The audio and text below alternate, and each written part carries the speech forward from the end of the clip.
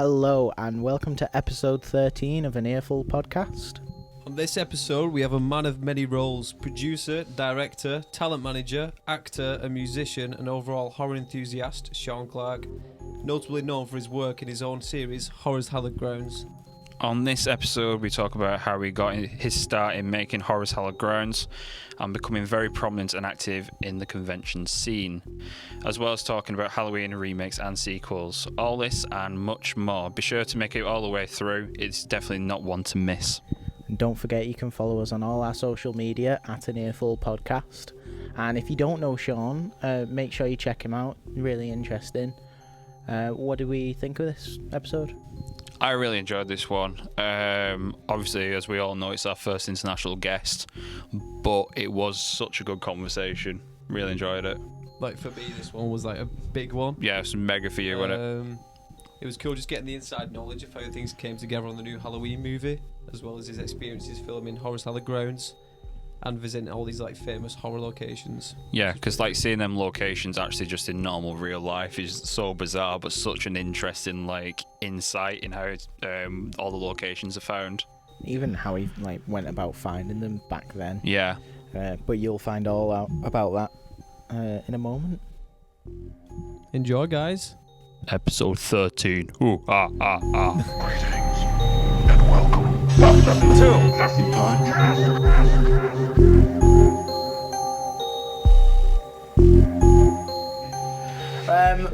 So starting off, I think maybe what got you from going as a fan of horror to progressing to becoming a professional in the industry and, known, how's that transition been for you? Gosh, well, it wasn't intentional. I mean, it was an accident, really. I was just a fan, going to horror conventions, and the more I went to, the more I started getting involved with I don't know, things to do with the conventions or celebrities, or I just kind of dumb lucked into one thing into another. And doors just kept opening. I just kept walking through them. It's kind of a weird, long story. But it was just strange opportunities kept popping up. And I just kind of went for it. And oddly enough, every one of them had to do one way or another with Halloween, the movie Halloween. I mean, it was all connected to Halloween. I've told Malika Cod numerous times that if it wasn't for the film Halloween, I don't know what the hell I'd be doing with my life. I mean, because everything I've done set me on a path. It was connected to that movie. So, just, a lot of this business, the entertainment business, is who you know. Yeah. A lot of it is. And, just connections and, that sort of thing. So I just got really lucky that, I made certain friends and, again, a lot of luck had to play. So what was the first horror film you saw? Was it Halloween, or was it something else that got you interested in the genre in the first place? Oh, man. I don't know. I don't know what the first horror film was I saw. I saw so many as a kid. My parents used to take me to films. They were young. They were really young when they had me. They were like 17 and 18. So right. They enjoyed, they liked horror films because they were kids, So I got drug into everything because we couldn't afford babysitters and stuff. So I remember seeing The Exorcist at like age 4. Wow. I remember images. You know what I mean? Yeah. I distinctly remember images. Same with Texas Chainsaw Massacre at age 5. Jaws at age 6. Jaws I remembered totally. I remembered that. I was getting old enough where I could retain what I was seeing. So yeah.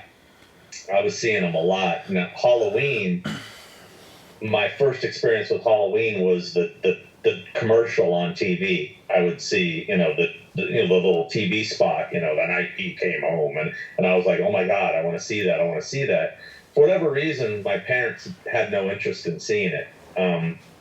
And I remember we went, I don't know if you guys are familiar with drive-in movie theaters. Yeah. Or have ever been to one. Any of you have ever been to one? Yeah. Yeah. What? It's one in Manchester. So, Wigan, Manchester. All right. There you go. there's a drive-in theater in Manchester, or there was? I didn't know about this, but yeah, apparently. They put it on like events like twice a year where they'll do like certain like films and stuff like that. It's usually Usually it's films like Jaws that get shown and things like that.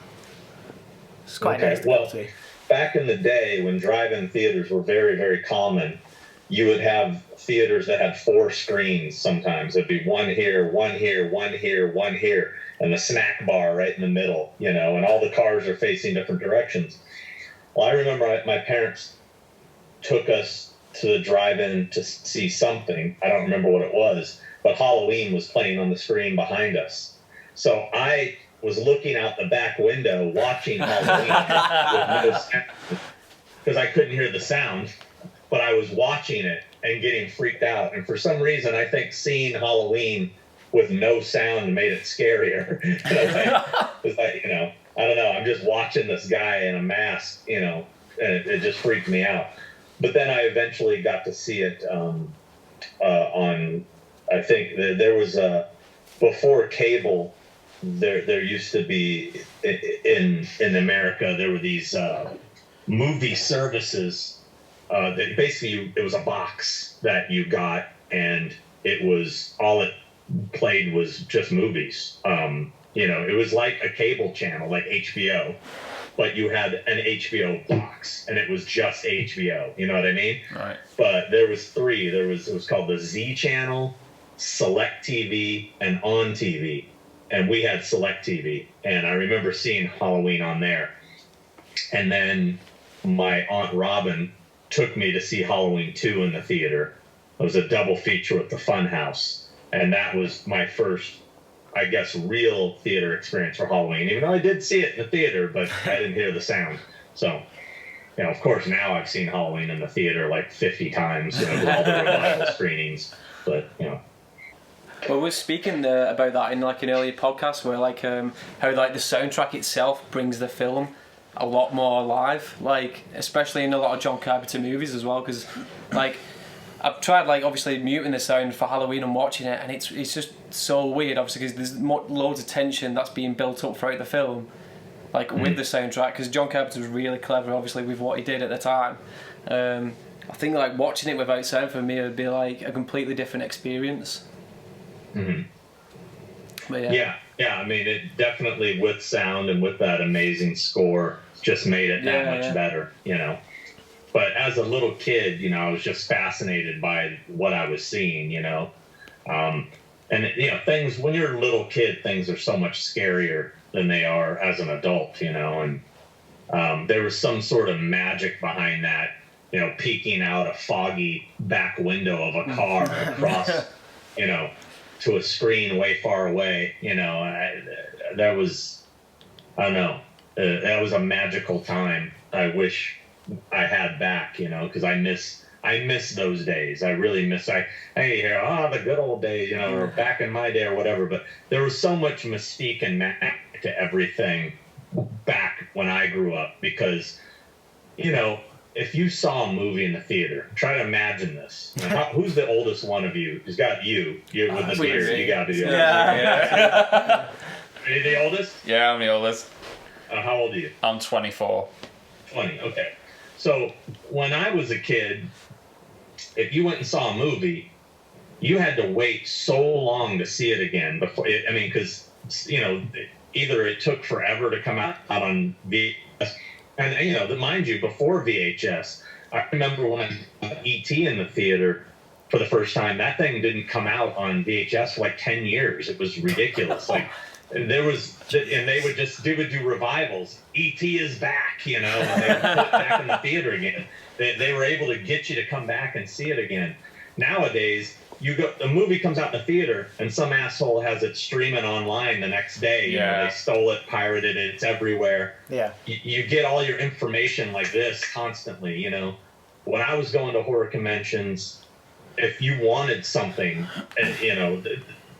all this stuff behind you there, all that Halloween stuff, there was no merchandising for any of these films. If they came out with anything for Halloween, it was so obscure and rare. And you were like, oh my God, look at this, look what I found. And you would never find it in a store, ever.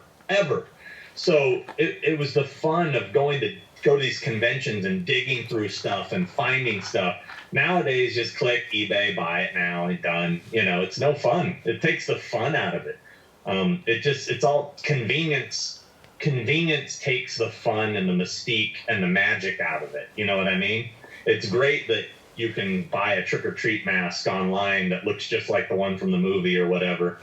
But back in the day, you couldn't find anything. You couldn't find a mask that looked like Michael Myers. It was just impossible, The ones that they sold were terrible, if they even sold them, So anyway, that's my old man rant. But it is true though, because it takes away the magic of film now, where you can see everything. Like, there's no mystique about how films are made, because there'll be 2 days later there'll be behind the scenes shots of that exact shot you've seen and what you was amazed by, and it just takes that away from it now. Yeah, it's like when Blair Witch Project first came out, a lot of people thought it was real. You can't get away with that now. You just can't. You can't get away with that kind of marketing and that stuff made it so much cooler, man. I got a bootleg copy of Blair Witch Project on VHS before it came out in theaters. And I remember watching it alone in my house on a big screen, and it scared the shit out of me. I mean, it was such a cool experience that I love the feeling of being scared, and it rarely happens nowadays. Movies, I don't know, it's a lost art, and we all become very jaded to things, but I enjoy those feelings, and that's why I think I gravitate so much to these old films, is I think back to how they made me feel the first time I saw them, and how that fear, it's not there anymore, but I can at least reconnect to it as the child seeing it and being scared in the theater, Yeah. I mean, nowadays, the closest thing that can come to that, I love films that build dread and give you a sense of dread and make you feel uncomfortable. Like Hereditary was one of those films for me that I was watching it and I was feeling uncomfortable. That's hard to pull off, because nowadays it seems like so many horror films rely on just jump scares, just, and everybody, somebody came out of the closet, and instead of actually building legit, a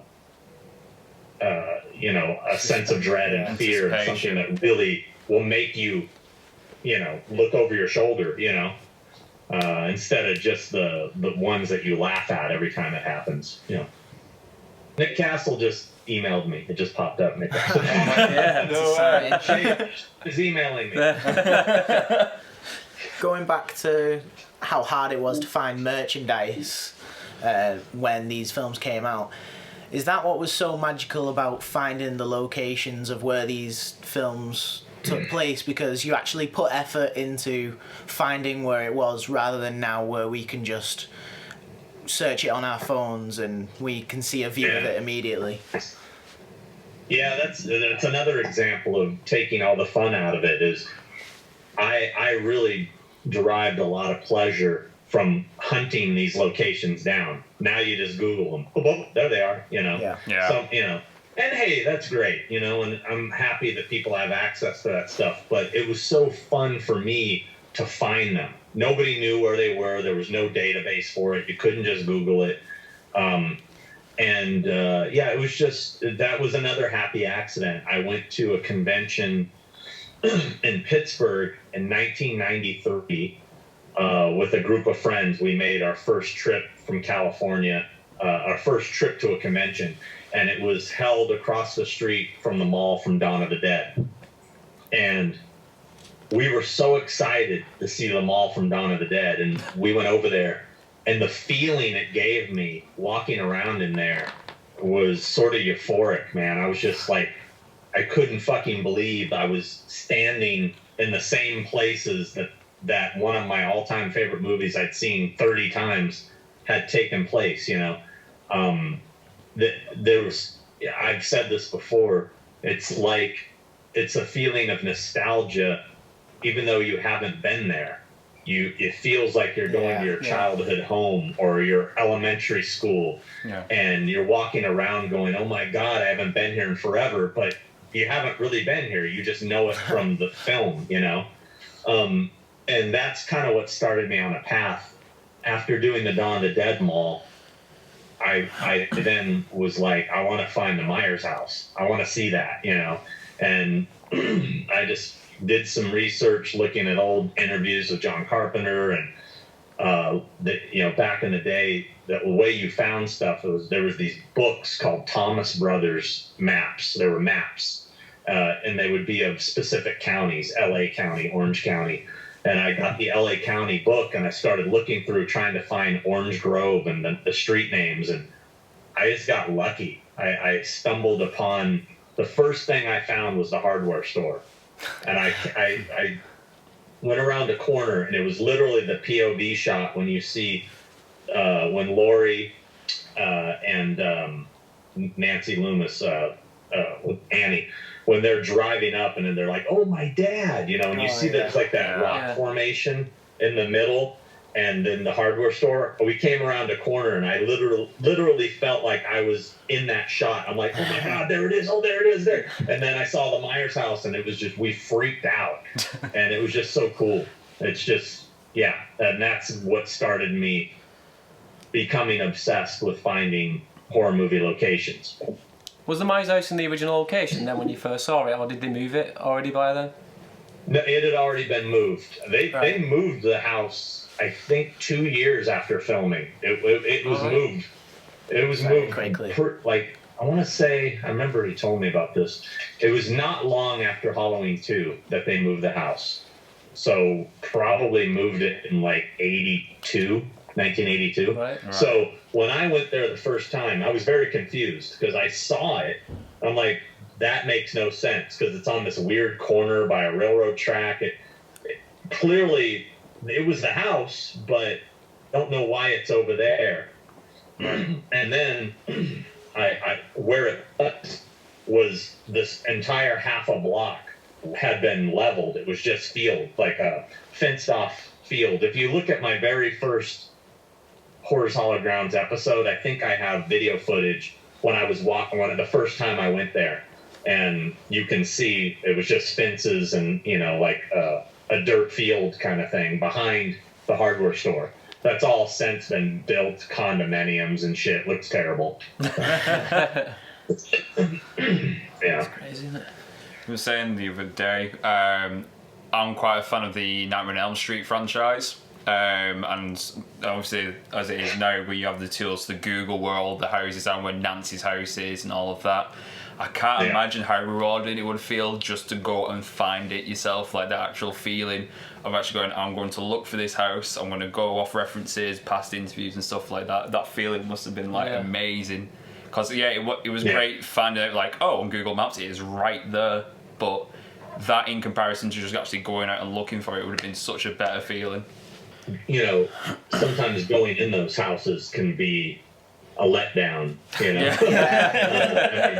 Because they didn't use the inside of that house for the film, with the exception of Nancy's room and a couple shots where you could see out the window. But that house, the inside has been completely renovated. I went in before it was renovated, and I was like, oh, this isn't the same house. But then they completely gutted it and renovated it. You walk in it now, it's like nothing you'd expect to be behind that door. It's so modern and like very it's just very modern feel to it, you know. Nothing like in the movie. I think what's amazing is not only have you got to see these locations, but you've got to see them accompanied by people from that movie and got an insider perspective on how it's been done. And how did that all come together and feel for you? Because not only visiting yourself, but then with someone from the film. Well, the first episode, excuse me, the first episode was Halloween, and I knew PJ because we had become friendly. I don't know if I was booking her into conventions yet, or if I had just had her at the Halloween convention. I don't remember, but I just asked her if she would do it, and she said yes. And yeah, that was so cool, you know, going there with her. The Nightmare on Elm Street one, which was technically the second episode, Heather Langenkamp was a producer, I think, on the Never Sleep Again documentary. She was involved with the making of that. Right. So she had a little bit of stake in it, and they approached me to do Horrors Hallowed Grounds for that. And the guys who were two of the people that were working on it, Andrew Cash, I believe he's credited as a director maybe on that, and Buzz Wallach, who was the camera guy on most of that documentary, both do my show. And we came up together through the Horror Channel and DreadCentral.com. So they basically talked to Heather and said, hey, Sean wants to do this location thing. Would you go back to the Elm Street house with him and be like a guest on, you know? Yeah. And to my surprise, she agreed. And that same thing with Amanda Wiss. You know, I asked her, and I guess I had been at that point. I was starting to get pretty well known in the convention world because I had been booking people for probably maybe 5 years at that point. So, Right. Because there was actually like a 5 year gap between the first and second episode. Like I did that one episode and didn't really plan on doing anymore. It was just kind of a thing because I did the 25 Years of Terror documentary. Yeah. And Malik Akkad said to me, you know, we need some bonus features. Do you have any ideas of a cool bonus feature? I said, well, there's this thing I do online. It's like a locations thing, and I've been thinking about this show. And I pitched it to him, and he said, yeah, do it. So after that, I had no real place to put it. You know, there wasn't the YouTube. I don't even know if YouTube was happening yet. There wasn't anything like that. So I just kind of, oh, that was fun, you know, whatever. And then when they did the Elm Street documentary, they said, hey, that was cool that you did that on that one. You want to do it on ours? And I said, okay. And then it just kind of kept snowballing, you know. Is there any more possibility of more Horrors Hallowed Grounds in episodes, or is that just a thing where, obviously, someone asks you? Yeah, I mean, here's the problem. The problem is, as physical media is dying, you know, less and less people are buying Blu-rays because of streaming and online and all this stuff. The only thing that's making guys like us buy Halloween for the 200th time is something cool that's new that's on there that we want, right? So the thing keeping these things selling are the special features. But the problem is, as less and less people are buying Blu-rays, the budgets are shrinking because they're making less money. You know, 1 year they 20,000 copies. A year later, be 15,000. The following year might be, and less people are buying them. So I'm getting offered less work to do those from companies like Scream Factory. You know, I've talked to the guys at Arrow.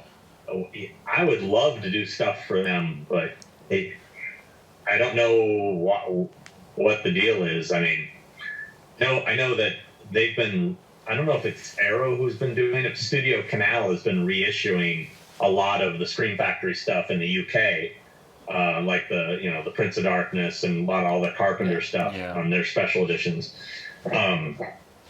And so my stuff is starting to get more seen overseas, which is cool. But I would love to do some stuff them if they would ever ask. And I'd talk to them and I'd put it out there like, hey guys, I'm available, Yeah.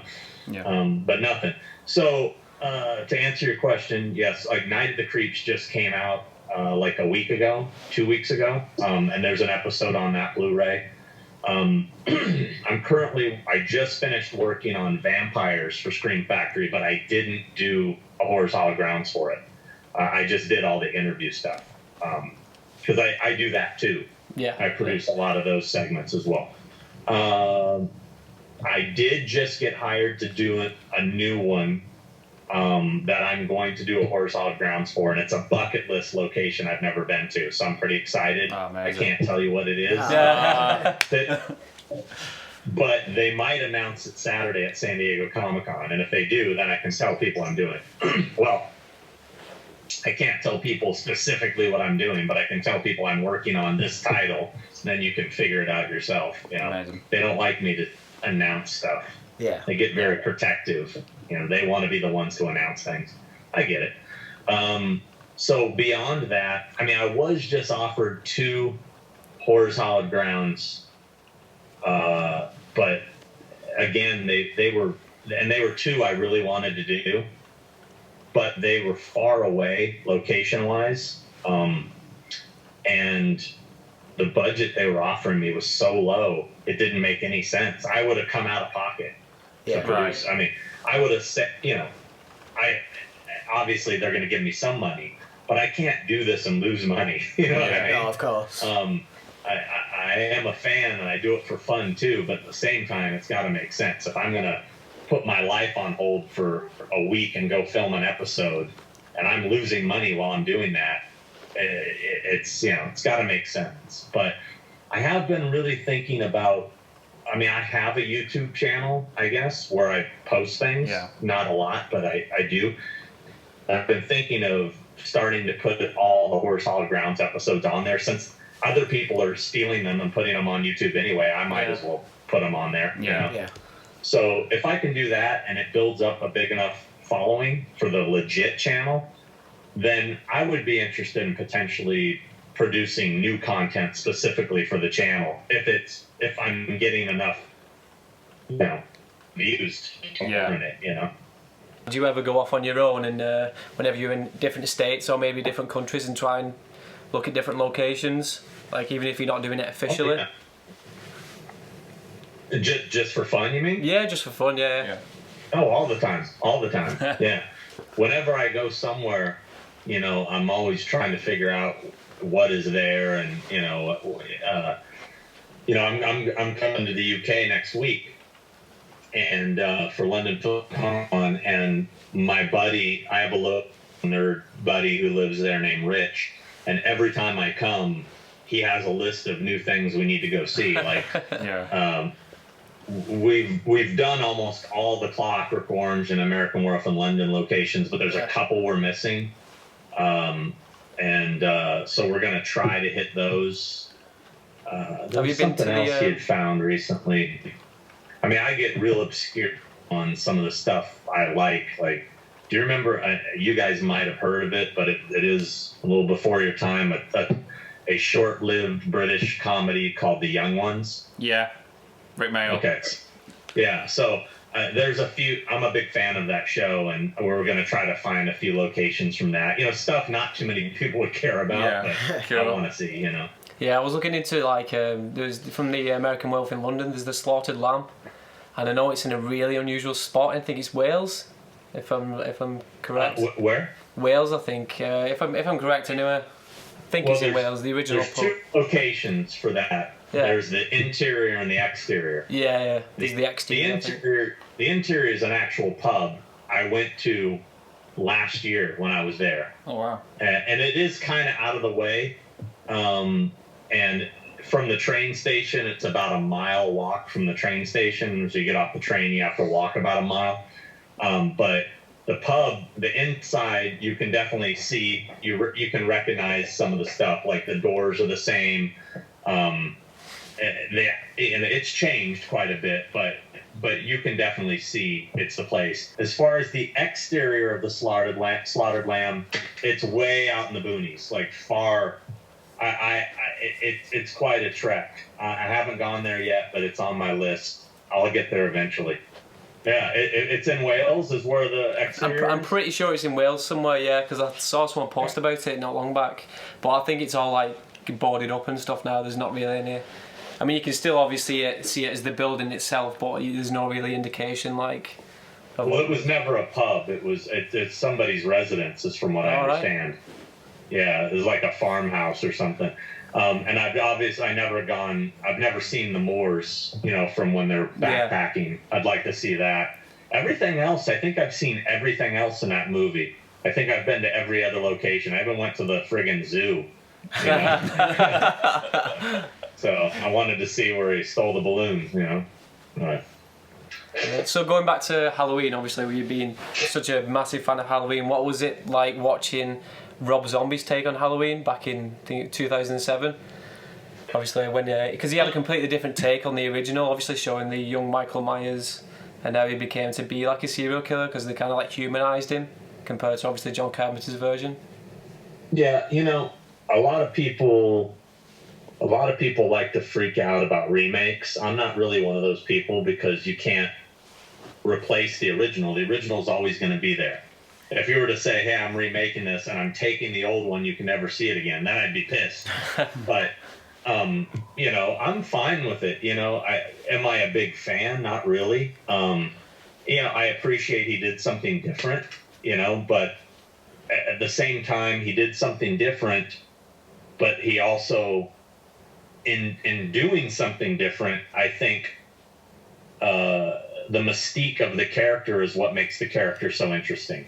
And losing the mystique of why is he the way he is, why is he the boogeyman, why is he pure evil, and just making him like some abused white trash kid who's,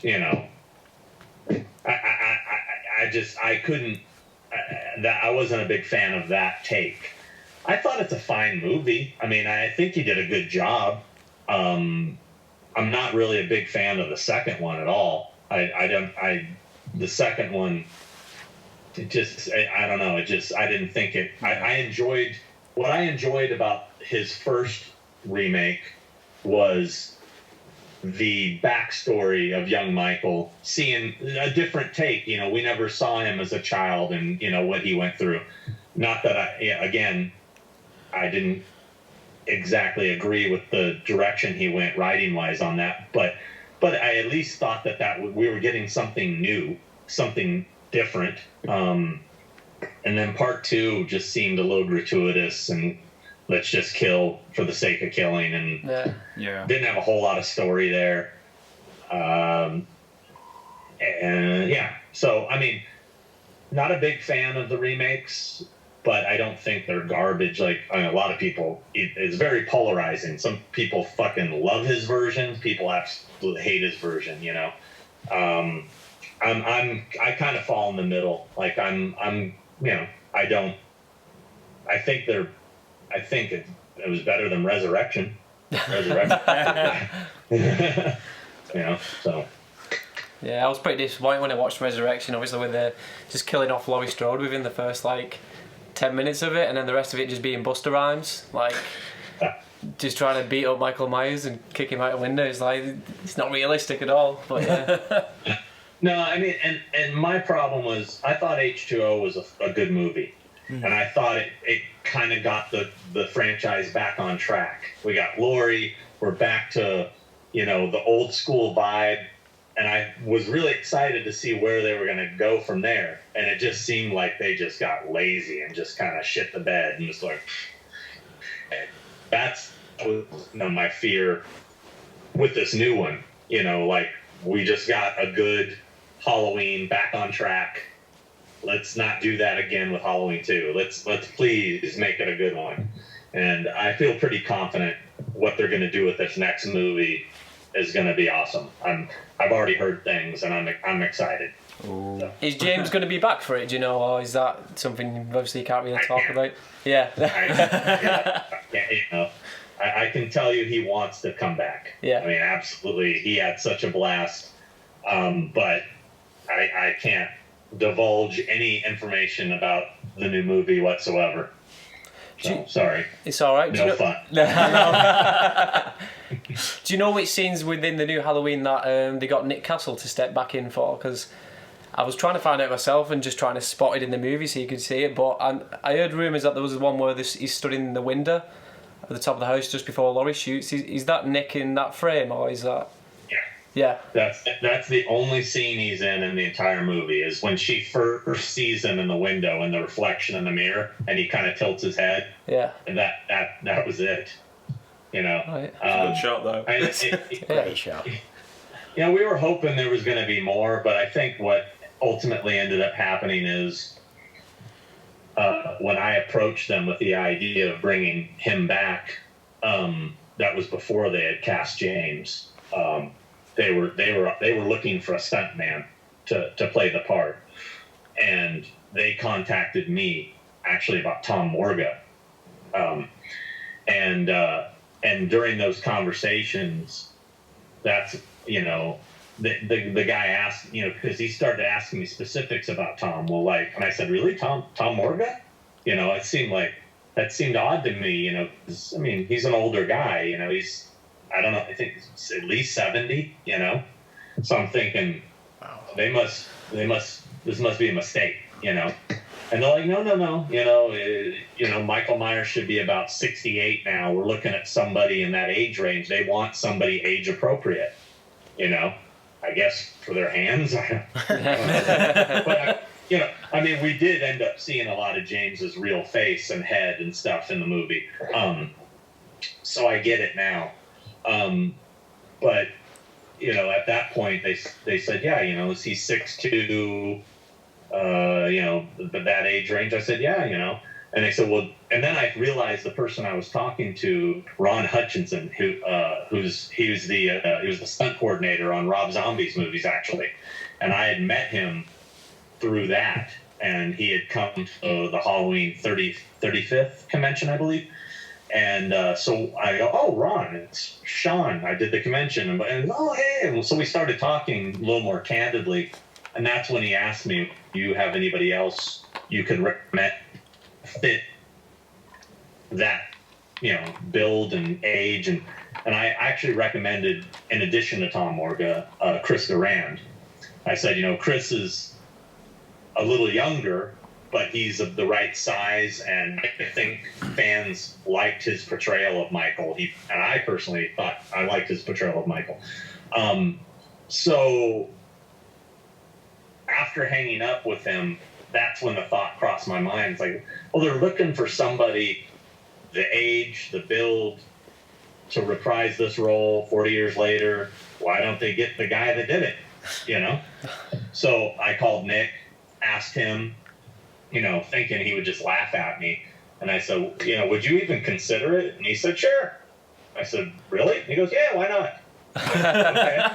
So he says to me, you know, do what you got to do to get the word out and see what happens. So I immediately texted Jamie Lee Curtis, and said, hey, I just got this phone call. I then thought to myself, what about Nick? I called Nick. He said he would do it, just letting you know. And then she replied with, okay, let me get this to the right people. And within 20 minutes, I shit you not, within 20 minutes, I got a call from Blumhouse asking for Nick's contact info. So it happened fast. But I think what ended up happening ultimately was after David Gordon Green talked to Nick, he realized that Nick really didn't want to do the whole movie. Like, you know, it'd be fun to come do a little bit of it. I don't want to be there for 4 weeks. He's the guy. He's not an actor. You know, he's a director, and he's pretty much retired. And I think at that point they're like, well, we're still gonna have to get somebody to do stunts, so let's find a stunt guy. And then ultimately they decided, I think they got the word out that Nick was going to be in it. It got a huge press buzz. Nick Castle returns. And I think they were just like, okay, we'll just put him in a scene, and we fulfilled our obligation. Nick Castle was in the movie, and they really ran with the publicity part of it. And is there, obviously Halloween's had a big reboot recently, is there another franchise that you would like to have some sort of like reboot, whether that be through a TV series or a brand new film? Well, obviously fans are desperate for a new Jason movie. I'd like to see something happen with Friday the 13th, but I know that's all tied up in legal nonsense right now. It'd be cool to see Jason on the big screen again. It's been a while. Otherwise, mate, I don't know. I don't know if I want another Elm Street movie. Unless Robert Englund is playing the part, I don't know. I don't know if I want to see more reboots. So that last one was so bad. Yeah, let's not get started on that. Yeah, don't get me started. Otherwise, I don't know. I personally would rather see new content. Yeah. I want to see new stuff, So, remakes once in a while are cool, and every once in a while you'll get one that just blows away the original, like John Carpenter's The Thing or Cronenberg's The Fly. But a lot of times it seems like they're just doing it to generate money and build hype behind the name, and I'd rather see new stuff. I want a new horror icon. Let's get some some new stuff. What's your take on horrors that have become a TV series? Because I know Scream turned it into a TV series on Netflix, and now we've got Stranger Things that brings back the 80s horror feel. What's your opinion on those? I enjoyed the Scream series. I thought it was fun. It got really good towards the end, and then they stopped. Yeah. And now they've kind of rebooted it again, which was, right when it got good. It's like, that was kind of disappointing. I haven't watched the new one. I have it DVR'd, but I haven't watched it. I guess it's like only 3 episodes, right? Yeah. Yeah, it's a 3-episode You guys event or seen? something. I'm in the middle of it right now. That's why How's it was it on so my far? mind. It's not the same, I'll be honest. I liked the new take they had on it in the first season, but after that I feel it's dropped off a little. Yeah. They got the whole thing of bringing the original mask back as well, and they Yeah. with the original costume and stuff. So, Which I don't think they needed to do. I kind of liked the new on it, the different mask, and personally, I never thought the Ghostface mask was that great. It's okay. It's iconic, but it's not particularly scary. Michael Myers' mask is scary. Yeah. A hockey mask, for some reason, is scary. The Ghostface mask, I've always thought was kind of silly, personally. But, whatever. Stranger Things, I liked season 1 a lot. I thought season 2 was lame. I just thought it felt like a rehash of season 1. Yeah. This last season, I enjoyed. I'm glad they finally did something different. Yeah. But Jesus Christ, were they heavy-handed with the shoving the 80s stuff down your throat. It's like, okay, we get it. It's the 1980s. I enjoy the nostalgic stuff, but there was a point where it's like, my God, enough already, Yeah. I think they're starting to rely too much on nostalgia and not so much on story. And it got really silly. Like, season 3 got real more comedic and goofy. And I don't know. I think I know they're not going to, but I think they should stop. Yeah, but it's like going back to the master from the Scream season 1 and 2. It's not like new is always bad. We've had the reboot of It recently, which has had a mass growth on it. Obviously, we've got the sequel coming out soon. What do you think of the new take on It? I loved it. Yeah, I thought it was really good. The thing that was great about Tommy Lee Wallace's version, really was Tim Curry. Tim Curry as Pennywise was phenomenal. Otherwise, it was a made-for-TV, it wasn't a theatrical film. So they were restrained to, they couldn't do like rated R type of stuff. Yeah. They had to keep it kind of tame. But I loved that version too. But this is like, ramped up so much more, scary, aggressive, bloody. It was fun. I really enjoyed it. I'm excited for the second one. Going back to like Halloween as well, like obviously when they released the new film and they stated that obviously it's not going to have anything to do with the rest of the Halloween timeline. What was your opinion on that at first? Was you like, obviously because they've completely written off Halloween 2 onwards and just started obviously afresh? I kind of wish they hadn't written off Halloween 2. I think they should have picked it up in Halloween 2. Of course, I don't know for sure. I'm guessing the reason they did that was because they didn't want to deal with burn makeup on Michael, because he would obviously be very burned. But I wish some of those characters from Halloween 2 could return. I'd love to see Jimmy come back, that'd be cool. But whatever. The one thing I didn't agree with, and it really bothers me, was what the purpose was of saying they're not brother and sister. I mean, yeah. I don't know why it even needed to be addressed. I don't know. I kind of disagreed with that. I think they should have left that alone. But whatever. Hey, I thought the movie was good. I enjoyed it, and I'm looking forward to the next one for sure. There was a lot of bits within the movie I saw that obviously paid homage to the original. Obviously with the filming of the three kids walking down the same street, obviously that Laurie, Annie and that like walk down. And I also spotted another bit in it, I don't know if anyone's actually fully addressed it yet, but on the original where they have Laurie Strode walking down the street and she's singing that song to herself. Can't remember what it goes, the one that she made it up, didn't she, on the spot? Yeah, wish I had you all. Yeah, that one, yeah. I'm pretty sure I heard it on the radio during the movie when they were sat in one of the cars. I feel like they might have re-recorded it, but I'm not sure if that's the thing or not, unless I'm just hearing stuff obviously watching it. Probably that, let's be honest. Yeah. I don't know, I feel like I heard the song on the radio at some point. Something about I vaguely recall something. I don't know for sure. I mean, I know there was little nods in there everywhere. Yeah. Like the hat on the wall, that was the same hat that was in her bedroom on the wall. It's funny, a lot of people seem to think that I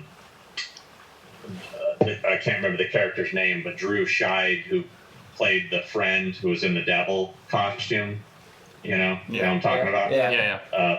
The one who was spiked on the fence. A lot of people, I guess, seem to think that was an homage to Halloween 5 and Tamara Glenn's costume, but he said it wasn't at all. It was actually just kind of an idea they came up with on the spot when they were picking out costumes for him. That wasn't. It would have been a pretty deep cut nod to Halloween 5, having him, also in a devil costume. But he said he told me that wasn't the case. But I don't know. There was obviously the Halloween 3 kids, trick or treating, which was cool. There was all kinds of little nods in there, but that stuff was fun. There was something in there, though. I don't think what it was. There's something in there that kind of, I thought they took it a little too far. Like, okay, all right. I can't remember what it was now off the top of my head, but I feel like the one bit in there for me was obviously when I can't remember his character's name now, but it's the guy who took over from Loomis. And then he had Michael sat in the back seat, obviously, of the car. And then he was the one who was kind of turning, psycho instead. And obviously going to, because he was so obsessed with Michael. And the next minute, obviously, Michael's got him on the floor, stamping on his head. But I was kind of wondering where they was going to go with that character. Because I felt like maybe they was going to take it a different way as if he was going to go off and kill people, but in Michael's costume. I don't know, it was kind of weird. I felt like they was just going to go in a different direction with that one. Yeah, I was not a fan of that scene when he put the mask on. I'm like, Yeah. what? Really? Come on. You know? I just thought that it kind of made it a little silly. I mean, like, for example, going back to Rob's movie, when young Michael put on the mask and it looked like a bobblehead going down the hallway, it kind of took away something, it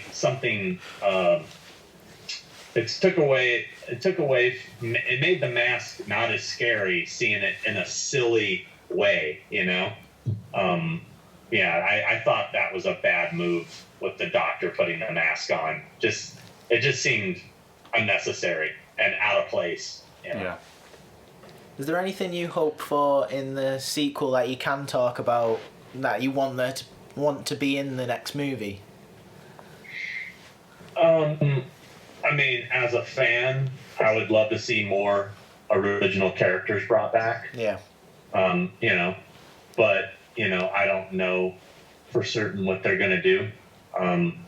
But that would be cool because they basically have everybody who was still alive at the end of part 1. So obviously Tommy, Lindsay, Sheriff Brackett, people like that. That would be cool if they could somehow work them in. But who knows what they're going to do with that. But I think that's something fans would get a kick out of. Trivia time for you guys. How many? I think there's This is down. 5 actors in the Halloween universe who have played 2 different characters in a Halloween film. You named one of them, Daniel Harris. Yeah. Who are the other 4? This is all on you. You. You love Halloween. This is your thing. So from the original Halloween that I've been through, a bit like they cameoed. Doesn't have to be the first. Well, doesn't have to be the first. Doesn't have to be the first movie. Any actor who's been in more than one Halloween film playing 2 different characters. There's 5 of them. Do you know who they are? Well, technically now there's 6 actually. I'll give you this one because it's so obscure. PJ Souls did the voice of the teacher in the new film. And that's the part when I said there was something I thought was a little too much was when she did the fate speech in school. It's like, okay. Oh yeah. It was like, yeah. I was like, all right, guys, you're pretty much remaking that scene all the way to her, looking out the window, and it being that was cool though when it was Lori outside. That was cool. Yeah. So Daniel Harris. Can't think of any others. No, you're gonna have to educate me on this one. Yeah. Dick Warlock, Michael Myers, and one of the assassins from Halloween 3. Oh yeah. I heard about that one. Oh yeah. But Was that the Men in Black? Towards obviously the beginning of the film when the guy's getting chased. It was like the assassin. No, Dick Warlock was the one robot at the end that gets it. They pull the wires out. Oh, and right. Stuff comes out. Yeah. Nancy Loomis. She was Annie in the first film, and she played Tom Atkins' wife in Halloween 3. No way. Well. And then the toughest one is Jeff Daniel Phillips from Rob Zombie's Halloween 2. He played Uncle Seymour Coffins, and he played the bouncer in the strip club that Michael kills. So he played 2 characters in one movie. wow. There's my trivia for today. Yeah. There you go. You got some education. Learn something new every day. Cool. Where are we going next? So we've got a couple like fire questions for you. So if you had to assemble a horror team of 5 horror characters, who would it be? A horror team for what purpose? Just your all-time favourite horror icons. Well, and I got to do 5. Well, doesn't have to be 5. Obviously, Michael Myers is number 1, right? Number 2. I don't know. See, it put me on the spot. I'm thinking here. I mean, if you're going with like horror icons, I mean, you got to go like, Michael Myers, You gotta do Jason, you gotta do Freddy, Pinhead, Leatherface. I mean, I think those are the 5 most popular, I would think. You know. There you go. Okay. That was dope. That was quick and easy. Easy. Yeah. What else have you? So I know Fangoria played a massive part in horror in general, and it became very collectible. And I know you had one taken off you as a teenager. Is that right? How was it to, see that collection again and get that specific magazine back? I had them all up for and I stopped buying them years ago when the magazine kind of started to get bad. Yeah. I know they're back strong and got good people behind it now.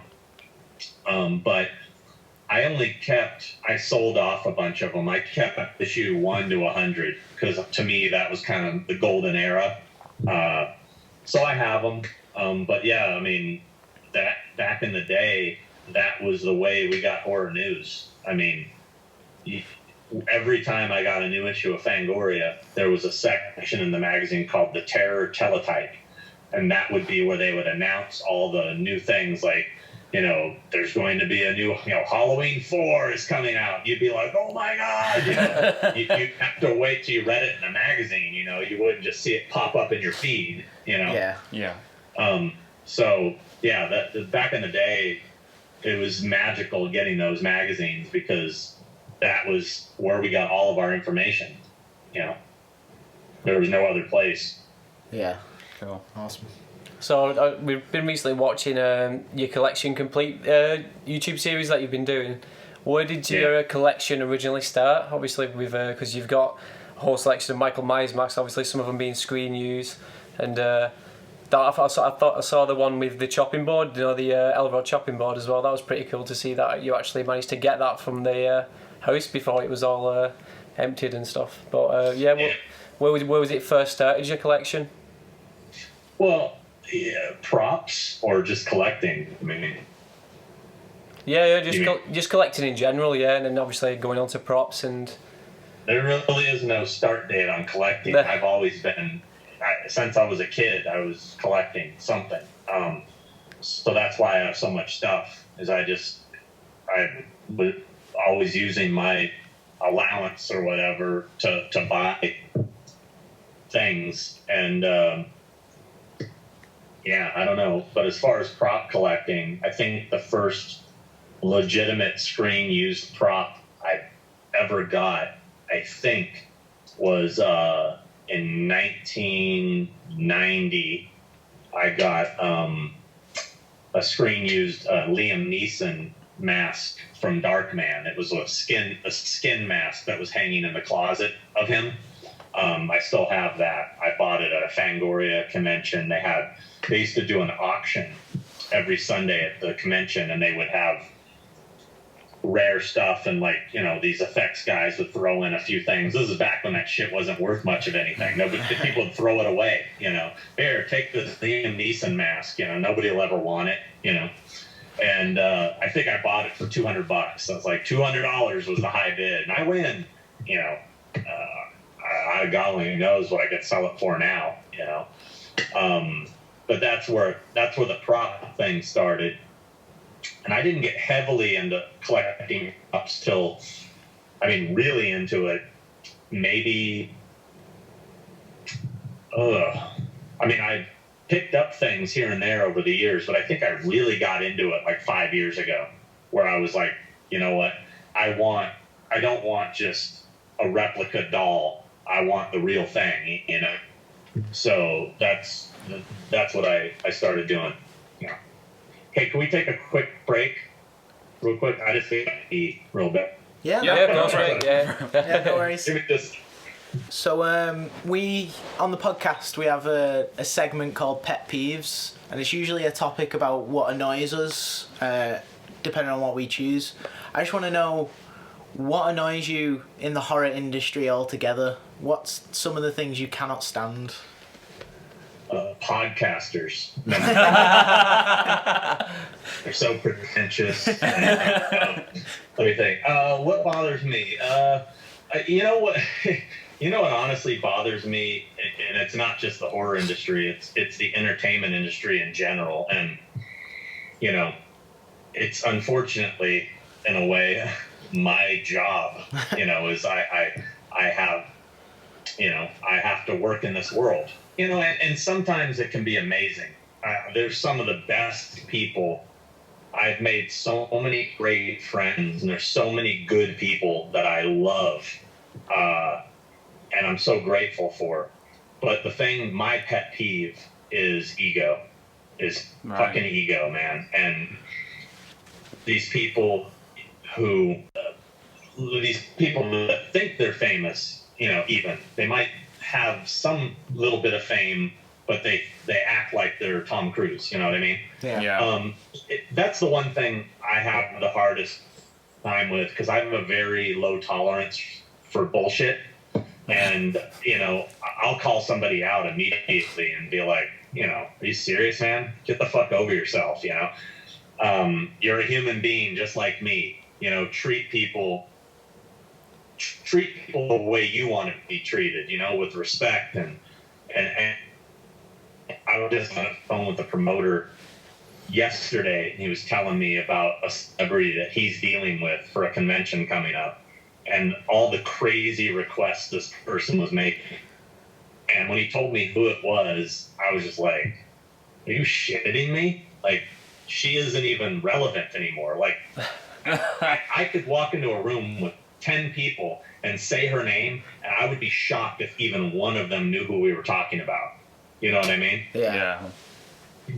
But in some tiny little genre somewhere, this person is well known to a very small select group of people, you know, and it's that stuff I have a low tolerance for. Yeah, that's my pet peeve is ego and attitude, and you know, there's people that have said to me that they met me before and I was a dick or something, or you know, a lot of times when people come up to me at conventions, I'm working and I'm, you know, under a lot of stress sometimes and juggling 15 different people I'm trying to answer to. I always try to give everybody attention, and even if I'm busy, I try to stop and have a moment with that person. But everybody, there's going to be moments where they're going to catch you where, like, say I have to do something right now, and I'm like, I'm sorry, I got to go. And they're like, oh, what an asshole. You know, he didn't stop and talk to me. You know, I'm sorry, but I always try to stop and talk to people and make time for people. You're not going to please everybody. That's a fact. But getting back to the pet peeves, it's that ego and dealing with that ego in this industry, in the entertainment industry, where there's like this, it's like a real clique of like, you know, cool people, you know, and everybody is so like attitude, and you know, somebody said to me, actually a client of mine this weekend said to me, and I don't even remember how it was relevant, but he said to me, well, he goes, well, you are an influencer. I'm like, dude, don't call me that. I fucking hate influencers. I hate fucking internet influencers. I don't want to be perceived that way. You know, I was reading an article on Facebook yesterday about some internet influencer who went off on a rant because she wasn't given a free hotel room at some place, you know, and she said, do you know who I am, kind of thing. Fuck that shit, you know. Yeah. It's funny to me is the attitude. The people who get free shit are the ones who can afford it, to buy it. You know what I mean? Yeah. And I've never understood that logic of, oh, well, I'm not going to pay to come in here. Do you know who I am? It's like, well, fuck, dude. You got money. Pay to go in, you know? Yeah. I mean, I don't know. That's my rant. That's my rant. That's my pet peeve, and I have to deal with a lot of that. But then again, there's a lot of people who are huge stars that are the most humble, cool people, you know? Yeah. And treat everybody the same. And those people are such a breath of fresh air. How was Jamie Lee Curtis like working with her? yeah, she's an example of somebody who's just awesome. I mean, she is everything you'd want her to be. And I mean, you know, that whole thing we did at the convention, you know, we raised $182,000. Wow. She gave all of it to the Children's Hospital of Los Angeles. You know, I mean, that she did it all for charity. And, you know, she's such a big-hearted, giving person. Yeah, I mean, she's one of those people, you know, that is a special individual, you know, just awesome. Yeah, I love her. That was such a blessing to get to work with her. So, obviously, another thing you're interested in is in music. Us being musicians, we're interested in what bands are you into recently? Yeah, whose basses are those back there? Who's the bass player? Okay. Well, I have a bass right over here. What music do I like? Is that what bands, like new bands, are you into currently? Oh, see, that's where you lose me. I'm such a music snob, and I'm so out of touch with new music. And it's more a case of laziness than anything else. I mean, it's not that I mean, if somebody turns me on to a new band, great, but it rarely happens, and I literally just listen to the same old shit, you know, because there's so much of it, and I have a huge music collection that I can listen to different stuff all the time, but I don't really get too much into new stuff. I would love to get into something new that I really became obsessed with or something, but I can't think of the last new band that I've been excited about. I mean, the last new band I can think of that I got excited about is now old because they've been around for 10 years or maybe, you know. Yeah. I got really heavily into Ghost for a while. Oh, yeah. Cool, yeah. Right, yeah, cool. But, I mean, I still like them.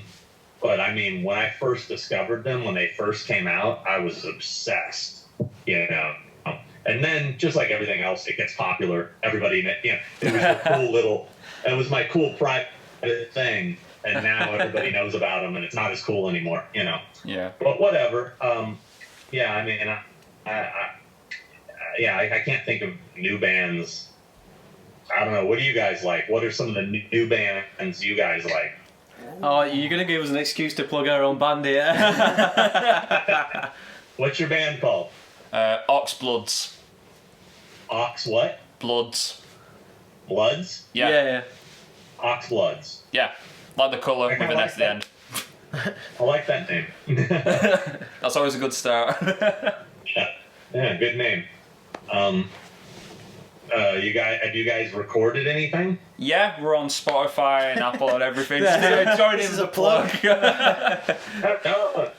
Send me some links. I'll check it out. Great. No, we'll do. Again, I'm a music snob. You know, so I would be happy if I loved it.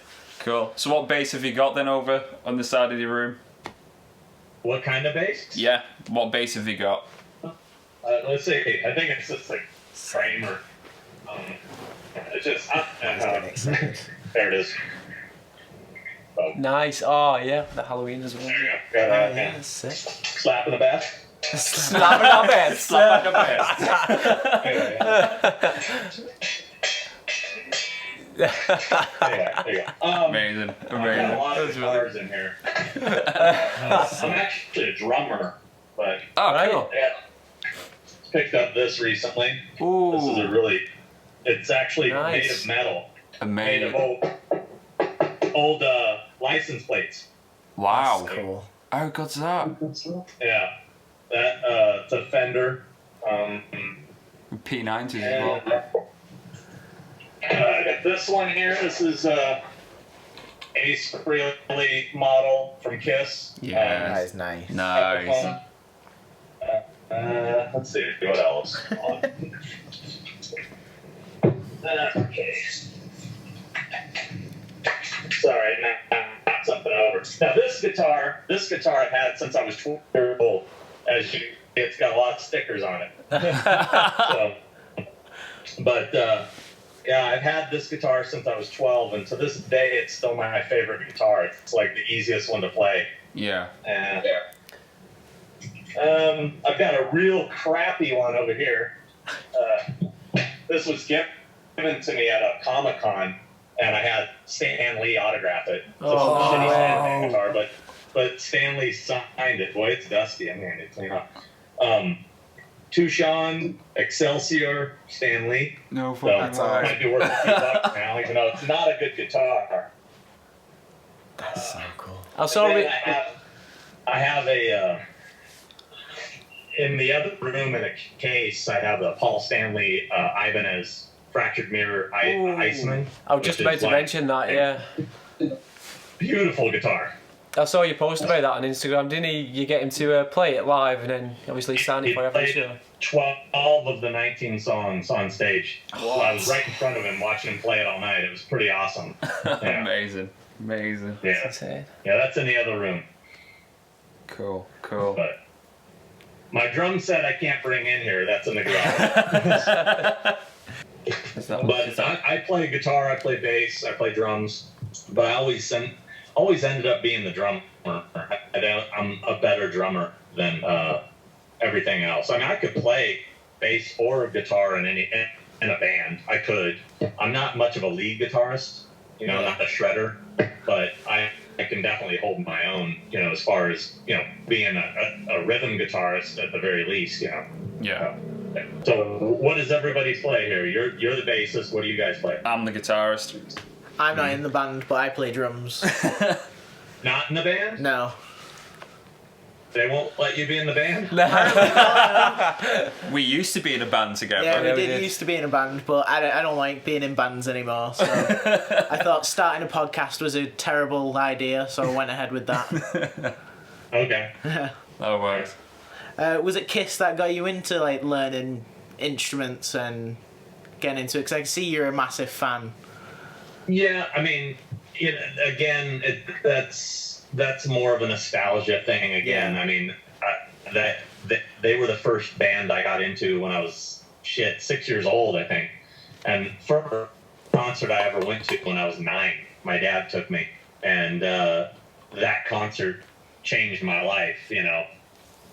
Imagine seeing that show when you're 9 years old. I mean, it blew my mind. Yeah, I mean, so they have sort of by default are my all-time favorite band. Are they the best band? Yeah, probably not. I mean, they got songs. They do. They got great songs. But I mean, I can name a lot of bands that are better than them musically. But as far as a full package, theatrically and all this stuff, it's become more of Kiss has become more of a culture than just a band. There's a whole, for me personally, what I grew up with. Again, it's a very strong nostalgic connection to them. So, and was it? Obviously, with the visuals of Kiss, was it that sort of stuff that also kind of drifted you into the horror stuff as well? Because obviously there is that certain link to it. Obviously, there's bands like Slipknot now, which have like the shock feature. Is it that other bands that you're also into? So, like, say, Slipknot, obviously, Ghost you've mentioned. Yeah, for sure. I mean, like I said, I got into horror at that early age too. Yeah. So when you see the visuals of Kiss that has sort of a horror vibe, I mean, I've always been drawn to that, the theatrical, Alice Cooper, Slipknot, Mr. Bungle, Ghost, the very theatrical, dark imagery. I love that stuff. So yeah, that's just a bonus, I mean, it's great to go see a band that's really good up there and playing in jeans and a t-shirt, but if they're really great and you add an amazing visual to it, that's just a bonus, Yeah. It makes a show like even better because you got this visual image to go along with it that no one else is seeing. Yeah, I agree with you. It makes a show. Yeah. I mean, you know, let's face it, ghosts don't look the way they sound. No, they really don't. It's a big shock. And it's so funny. I'll show that picture to people who aren't really into metal or anything like that. And I'll say, look at this. And I'm like, oh my God. And I'll go, what do you think they sound like? And immediately they're like, I'm sure it's like, oh, it isn't, you know.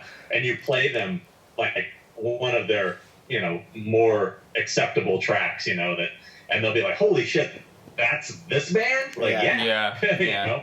And I think it's funny and how hardcore metal guys will get angry at them, like, you know, because they feel that they should look the way they sound, and it's like, why? Why should they look? Why should that look only sound like this? You know.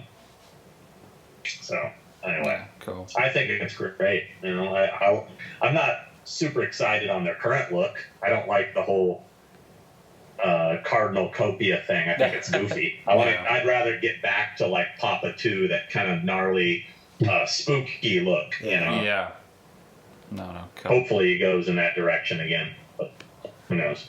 I think that's what's nice about it, though. I'm a huge fan of Slipknot, and I like how it changes every album, and it's that refreshing change, that it's a different look, it's something exciting other than the music. So yeah, for sure. I think we're wrapping it up now. Is there anything you want to talk about that you feel we've not discussed? I don't know. Probably not. For people who are interested in Horrors Hallowed Grounds, I do have, and I'm not much of a person that pushes merchandise or anything like that, but I decided to have, you know, since right now the enamel pins are really a big thing, you know, pin collecting. Yeah. So I'm having Horrors Hallowed Grounds like metal pins made. They look pretty cool. I'm still waiting to get them. They're being manufactured as we speak. So hopefully when I get those, I limited it to, I think I ordered 200 of them. So I'm gonna put those on sale, I guess, through Facebook or Instagram or whatever, and hopefully people want to buy them because they cost me a lot of money to make them. But I just thought they would be cool. So that's, I guess, the only thing I have to advertise is I'm eventually going to have some pins for sale. Yeah, well, we'll link everything so people know where to find you and look out for those pins and stuff. Yeah, you guys not going to London Film Comic Con? No? No, Unfortunately not, no. we're going to the For the Love of Horror in Liverpool. We'll make it for that one in October, yeah. Didn't you say like I told you when I was messaging you, I heard rumours that you was going to be there, but obviously then you said you can't make it to that one. Yeah, I don't think. Let me take a quick peek here. Look at my schedule. When is that? It's late October. I think it's around the 20th or something like that. Find out. Maybe a little bit earlier. 19th and 20th. Is it 19th and 20th? Yeah. Yeah, unfortunately, that's the exact same weekend as the biggest Walking Dead convention in the world, which is Walker Stalker Atlanta, which is where they filmed the show. And that ends up being my biggest show of the year. Yeah. Because I have so many Walking Dead clients. So I unfortunately have to be at that one. Although the For the Love of Horror one sounds like a lot more fun. I mean, I like Walking Dead, but, you know, I love Lost Boys, and I'm more of a horror fan, you know. Yeah. But I have my clients still coming. You know, I booked Tobin Bell and Shawnee Smith and Costas Mandalore and Alex Winter recently for the Lost Boys thing. So somebody will be there representing me. It just won't be me, unfortunately. Hopefully I can get out to one of his shows soon, because I still haven't even met Andy, who runs the show. So we've only talked on the phone and stuff. Well, hopefully we'll catch you at a future one, won't we? What was that? Hopefully we'll catch you at a future event. Yeah. I mean, I'm sure I'm going to get out to one of them. But I will say I'm not going to miss that flight over there. I got to do that that next week, man, and I'm so not looking forward to it. Is that It's a long flight, like 11 hours. Jesus. Wow. Yeah. And I hate to fly. Hate it. So at least there's one downside to coming to England for you.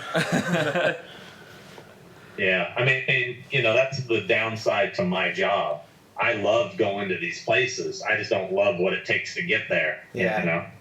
So I literally just got an email about the pins. Hold on. I haven't heard anything from them in weeks, and I just saw something come through about the pins. Let's see. Maybe they're done. I don't know, where is it? I just saw it. Nick Castle and pins. This is Nick Castle and pins. Exclusive. Oh, here we are. Good day. The pins are ready. Hey. So the pins are ready. So we will have them soon. Awesome. Amazing. Yes. Yeah. Oh, and they sent me pictures of them. Hold on. Nothing's. This is what they're going to look like. Exclusive here. Let's see if you can see. Oh. See? Oh, yeah. Amazing. Yes. Yeah, cool. Buy those. They're cool. So, pins coming soon. Pins. There's the plug. There's the plug. Yeah. Here, look. Here, check this out. This is since you guys are Halloween fans. This is the Saturn Award that I won for the Halloween box set. You can see, you can read it. I don't know if you can read it. Oh, no way. What? The 41st annual Saturn Awards. Yeah. The complete the complete collection box set, like that's quite hard to get hold of in the UK.